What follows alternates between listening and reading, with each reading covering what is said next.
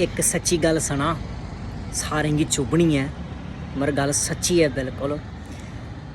गल ये है दोस्तों, अजकल लोकें ना अपने मूहें उपर झूठ बोलना मता गै मित्थू दा। मैं सारें दी गल नहीं करगा, चुनिंदा लोग होंदे न किश जां ऐन जेकड़े छड़ा झूठ बोलना ते झूठ।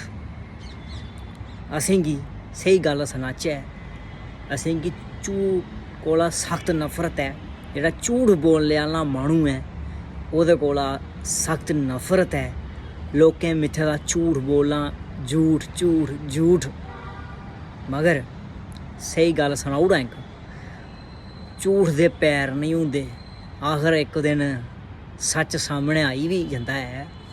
इ'यां गै असें इक माह्नुए दा झूठ जेल्लै पकड़ेआ, उन्नै साढ़े कन्नै गल्ल गै बंद करी ओड़ी करना।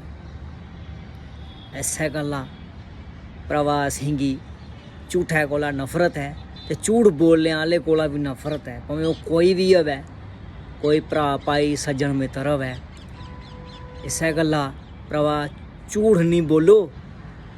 झूठ बोलने कोला चंगा एह् है सच बोलियै सनाई ओड़ो भाई गल्लबात ही इ'यां जां उ'आं।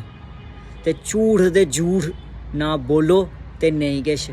झूठ बोलने कन्नै केइयें दी इत्थै जिंदगी भी खज्जल होई सकदी, जां फिर जिंदगी तबाह भी होई सकदी, जां फिर कुछ भी होई सकदा। एह्दे कोला चंगा एह् है सच बोलो, सच कन्नै रवो, सच सुनो, सच सनाओ। झूठ नेईं बोलो ते चंगी गल्ल है।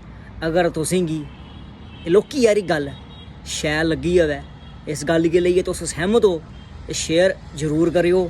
ते यूट्यूब चैनल ते फेसबुक पेज गी फॉलो ते यूट्यूब चैनल गी सब्सक्राइब करना नहीं भुल्लेओ।